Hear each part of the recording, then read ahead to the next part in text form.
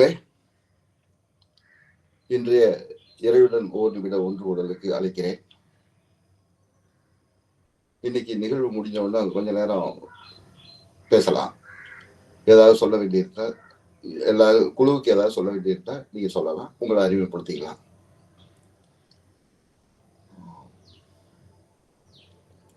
வேற எதுவும் பர்சனலா பேச வேண்டியிருக்கா, நம்ம உங்களுடைய தேவைகள், தனிப்பட்ட தேவைகள்லாம் அதை நம்ம கைபேசியில என்னோட தொடர்பு கொண்டு பேசுங்க.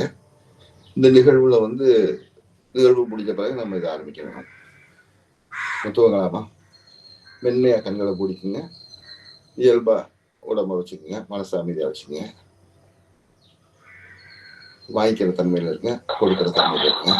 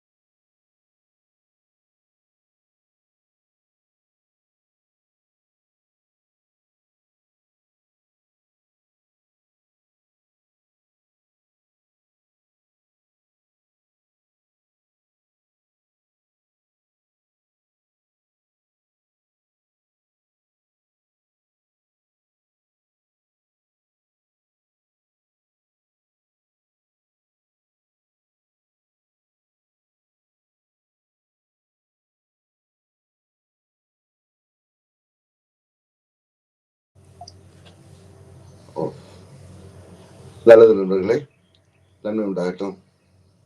நான் அன்மியூட் பண்ணியிருக்கேன். பேச விரும்புகிறவங்க மியூட்டுங்கிற இதை ஆன் பண்ணிட்டு மியூட்டை அதை ஆஃப் பண்ணிட்டு பேசலாம். இன்றைய இறைக்கூடல் நிகழ்வுல கலந்துக்கிட்டவங்களுக்கு ரொம்ப நன்றி. யாராவது ஏதாவது குழுவுக்கு சொல்லணும்னு நினைச்சீங்கன்னா, உங்களுடைய கருத்துக்களை சொல்லணும்னு நினைச்சீங்கன்னா பேசலாம். அது ஹேண்ட் சிக்னல் பண்ணிட்டு கூட பேச ஆரம்பிக்கலாம். உதயகுமார்.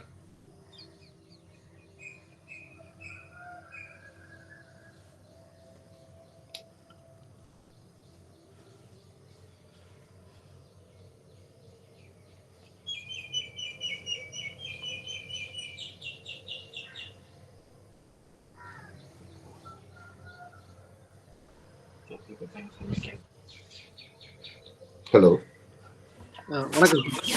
பேச முடியும் சார், நீங்க எல்லாம் போட்டீங்க, இந்த மையத்திலிருந்து செயல்படுவது அப்படின்னு சொல்லி போட்டீங்க. நமக்கான மையம் எந்த உடல்ல எங்க இருக்கு, அதை பத்தி விளக்கம் கொடுத்தாங்க. ஒரு நிமிடம்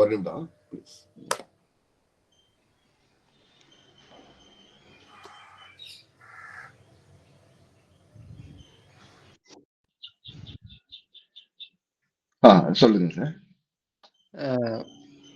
மையத்திலிருந்து செயல்படணும் அப்படின்னு சொன்னீங்க. நம்ம எப்போது எது செஞ்சாலும் இந்த மையம் வந்து எங்க இருக்கு நம்ம உடல்ல, அத தினசரி வாழ்க்கையில எப்படி அதை வந்து கொண்டு வர்றது, அதை பத்தி சொல்லுங்க. மையம்ங்கிறது வந்து நம்ம உடம்புல இருக்கிற விஷயம் இல்லை, நம்மளுடைய உயிர் மூல ஆற்றல் அல்லது நான் அப்படிங்கிற அந்த அமைப்பை பற்றியது. நம்ம உடல், மனம், ஆன்மா, உயிர் இதெல்லாம் விட மேலான ஒரு அமைப்பு நமக்குள்ள இருக்கு. அதைத்தான் நம்ம வந்து இறைத்தன்மைன்னு சொல்றோம். அந்த இறைத்தன்மைய நம்ம வந்து உணர முடியும்.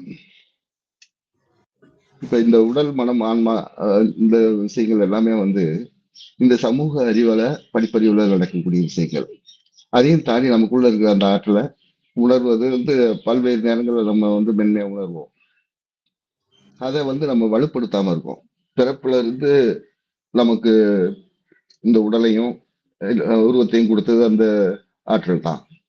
அந்த ஆற்றல் தான் நம்ம வழி நடத்திட்டு இருக்கு. எல்லா செயல்களையும் அதுதான் செய்யுது. ஆனா அதை நம்ம உணராம நம்ம என்ன பண்றோம்னா, நம்ம அறிவு தன்முனைப்பின் மூலமா இந்த இந்த சமூகத்துல இருந்து நமக்கு கிடைச்ச படிப்பறிவு மூலமா அதை செயல்படுறதா நினைக்கிறோம். அந்த அந்த ஆற்றலை வந்து அதைத்தான் நம்ம மையம் சொல்றோம். அதை நிகழ்காலத்துல நம்ம விழிப்புணர்வோடு இருக்கும்போது அதை நம்ம உணர முடியும். அது பழக பழக அது உணர முடியும். இது தாய்ச்சி எந்த அளவுக்கு உதவி புரியுங்க சார்? நீங்க தாய்ச்சியை சொல்லும்போது மையத்திலிருந்து செயல்படுறதுக்கு தாய்ச்சிங்கிறது ஒரு மூவிங் மெடிடேஷன். அதுல ஒரு ஆர்வம் உள்ளவங்க கலந்துக்கலாம். அது ஒரு மென்மையான உடற்பயிற்சி முறை. அது இந்த இயற்கையோட இணைஞ்சு மென்மையான அசைவுகளை உருவாக்கும் போது நமக்குள்ள இருக்கிற அந்த மையத்தை நம்ம உணர்றதுக்கு வாய்ப்பு இருக்கு. அதுக்காக தான் அந்த தாய்ச்சி முறைகளை பத்தி சொன்னது. இந்த செப்டம்பர் மாதம் வந்து அந்த நிகழ்வு நடக்க இருக்கு. யாராவது விருப்பம் உள்ளவங்க வசதி உள்ளவங்க கலந்துக்கலாம். அந்த குற்றாலத்துல 3 நாள் நிகழ்ச்சி அது. அதுல தங்குறதுக்கு பிளஸ் வந்து சாப்பாடு செலவு எல்லாம் உட்பட வந்து 6,000 ரூபாய் வாங்குறாங்க. பொதுவா வந்து டாய்ச்சி நம்ம நாட்டுல வந்து அதிகமான கட்டணம் வசூலிக்கப்படுது. இந்த தடவை வந்து இவங்க அத முதல் அறிமுக நோக்கில் செய்யறதுனால நமக்கு இது குறைவான கட்டணம் கிடைக்குது. இதை பற்றி நம்ம தனியா தேவைப்படுறவங்க பேசுங்க, இல்லாட்டி நான் அந்த லிங்க் அனுப்பியிருந்தேன்ல, அது தொடர்பு கொண்டு அதில் உள்ள எண்ணில் பேசுங்க. தேவைப்படுறவங்க பதிவு பண்றவங்க ஒரு 1000 ரூபாய் கொடுத்து அதுல அந்த கோடு பயன்படுத்தி பணங்க செலுத்தலாம். அவங்கள்ட்ட முதல்ல பேசி உங்களுக்கு தெளிவுபடுத்திக்கிட்டு நீங்க பண்ணலாம். Okay sir. Okay sir. சொல்லுங்க ஜவர். Okay sir. மற்றவங்களும் கேட்கட்டும். நல்லதாங்க.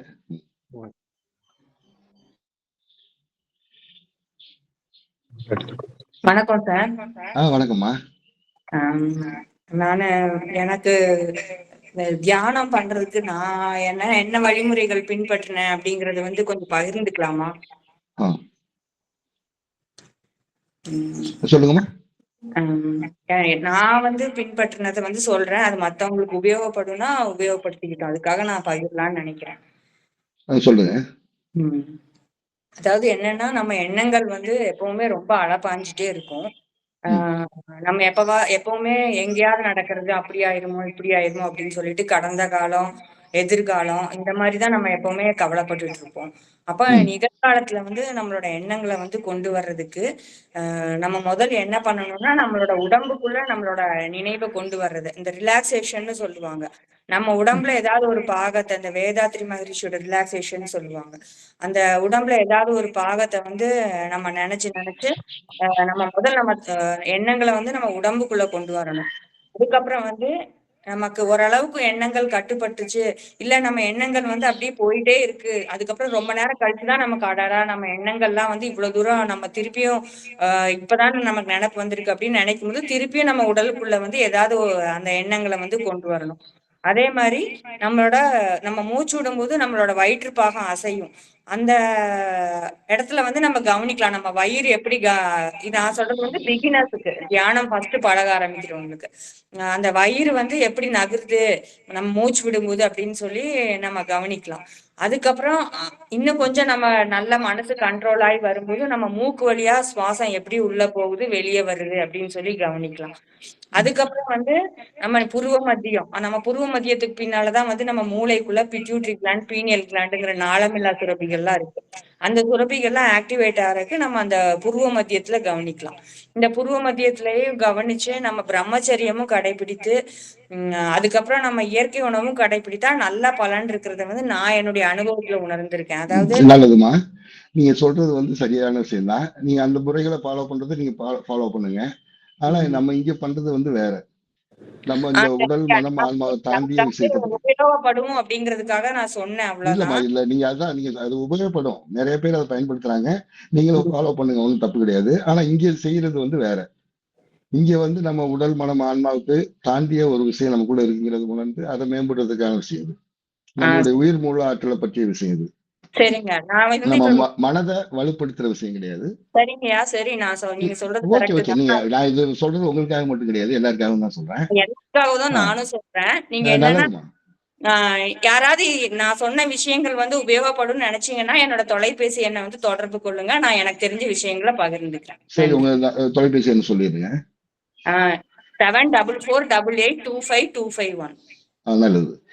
யாராவது தேவைன்னா அவங்களோட தொடர்பு எண்ணை பயன்படுத்தி அவங்கள தொடர்பு கொள்ளுங்க. நன்றிமா. நன்றி. நமக்கு இங்க வந்து நம்ம செய்யக்கூடியதை வந்து நமக்குள்ள இருக்கிற அந்த உயிர் மூல ஆற்றலை அறிவது, அல்லது அந்த இறைத்தன்மை அறிவது, அதை வலுப்படுத்துவது அப்படிங்கிற முறையில பண்றோம். இது இங்க வந்து மனம் அல்லது உடல் பற்றிய பயிற்சிகள் வந்து பயன்படாது. நம்ம அமைதியா நிகழ்காலத்துல இருந்து நம்ம அதை கவனிக்கிறது மூலமா, வெறுமனை கவனிக்கிறது மூலமா நமக்குள்ள இருக்கிற அந்த உயிர் தன்மையை உணர முடியும். ரெண்டாவது, அந்த ஆற்றலை வந்து நமக்குள்ள இருக்கிறத உணர்ந்த பிறகு அந்த இறை குணங்கள் அப்படின்னு சொல்லக்கூடிய எண்ணங்களை நம்ம வந்து படிப்படியா வலுப்படுத்தணும். அது வலுவான பிறகுதான் முழுமையா வந்து அது செயல்பட ஆரம்பிக்கும். இப்போ வந்து எல்லா செயல்களையும் செய்வது வந்து அந்த இரையாற்றல் தான். ஆனா அது வந்து மனத்தின் ஊடால செயல்படுறதுனால அந்த கேடான விஷயங்கள் நமக்கு நடக்குது. இப்ப நிறைய விஷயங்கள்ல வந்து மாட்டிக்கிறோம். அந்த மனம்ங்கிறத தாண்டி, மனம்ங்கிறது நான்கிற அந்த இறைத்தன்மைக்கு கட்டுப்பட்டு நிக்கணும். அது நான்கிறது பொறுப்பேற்று செயல்படும் போது அந்த நிகழ்வுகள் வந்து எல்லாமே வந்து எளிமையாகவும் சிறப்பாகவும் இருக்கும். அதை அனுபவிக்கும் போது அதை புரிஞ்சுக்கலாம். நல்லது, சொல்லுங்க.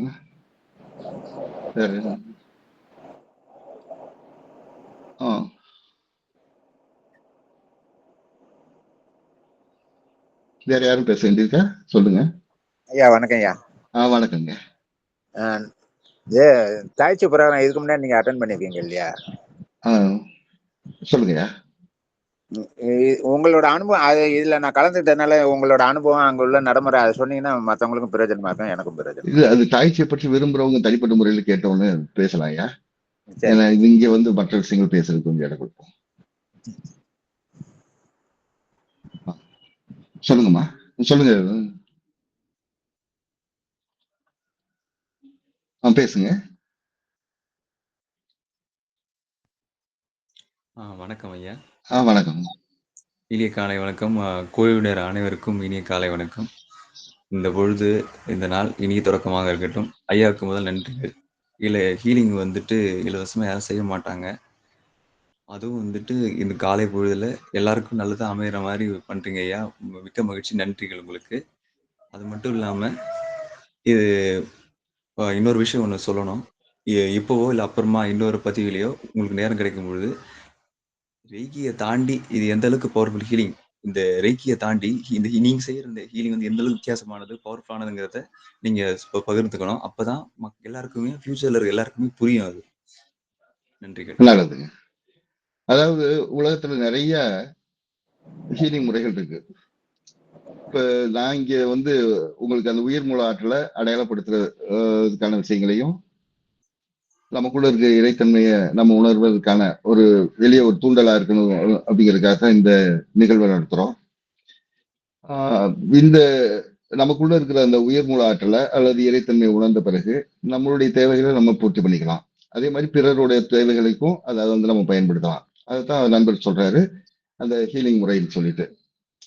இப்போ உலகத்துல பல்வேறு வகையான ஹீலிங் மெத்தட்ஸ் இருக்கு. அதாவது reiki, pranic healing, chakra healing, ஹெச்வி, அந்த மாதிரி நிறைய இருக்கு.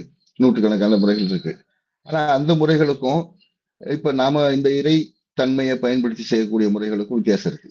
ஏன்னா அந்த முறையில என்ன, மற்ற முறைகள்ல என்ன செய்யறாங்கன்னா, இந்த பிரபஞ்ச ஆற்றலை வாங்கி சேகரிச்சு வச்சு ஒரு குறிப்பிட்ட சேனல்ல, அதாவது ஒரு பாதையில சிம்பிள்ஸ் மூலமாவோ, மந்திரங்கள் மூலமாவோ, அல்லது தொடுதல் மூலமாவோ ஏதோ ஒரு வகையில வந்து அதை மற்றவங்களோட பகிர்ந்துக்கிறாங்க.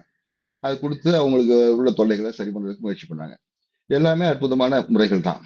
ஆனா அந்த முறைகளுக்கும் நமக்கும் உள்ள வித்தியாசம் என்னன்னா, இந்த முறையில நம்ம வந்து நம்ம மனம் அறிவை பயன்படுத்துவது இல்லை, எந்த முயற்சியும் செய்யறது இல்லை.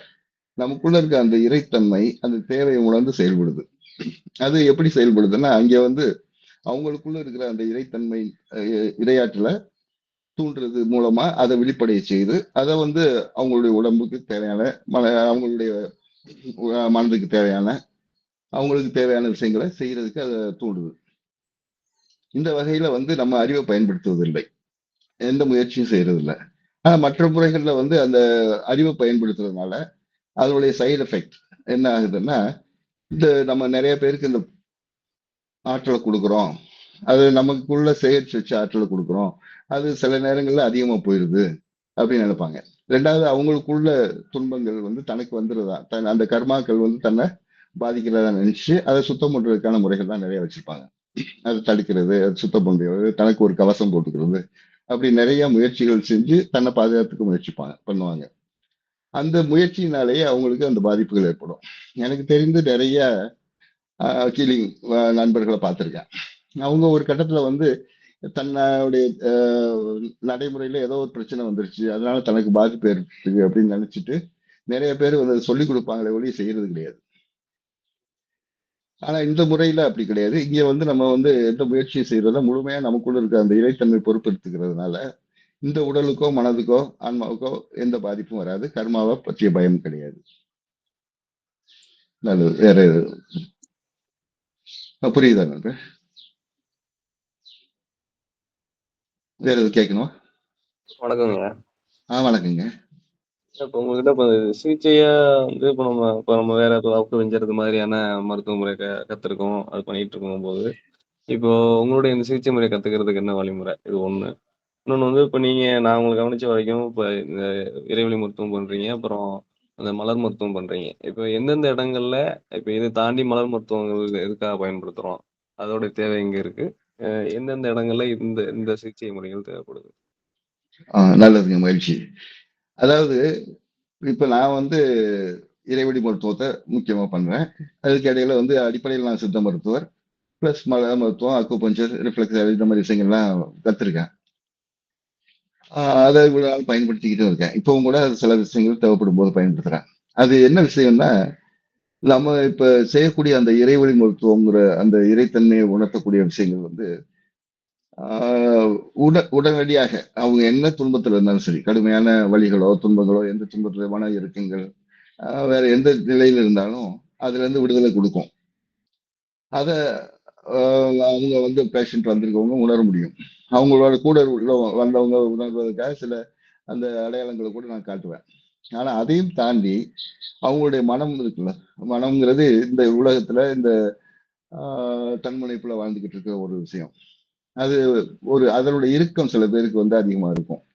அவங்க வந்து என்ன பண்ணுவாங்கன்னா, அந்த தனக்கு ஏற்பட்ட மாற்றத்தை ரிகனைஸ் பண்ண மாட்டாங்க. பொதுவா மனசு என்ன பண்ணும்னா, எவ்வளவு கடுமையான வலி இருந்தாலும் சரி, அந்த வலி நீங்கின அடுத்த வினாடி அதை பற்றி மறந்துடும். அதுக்கு அடுத்து வந்து அது பழையசத்தான் நினைச்சுட்டு இருக்கோம். அப்ப அந்த அதனால நான் என்ன பண்ணுவேன்னா, வந்து உங்களுக்கு கிடைச்ச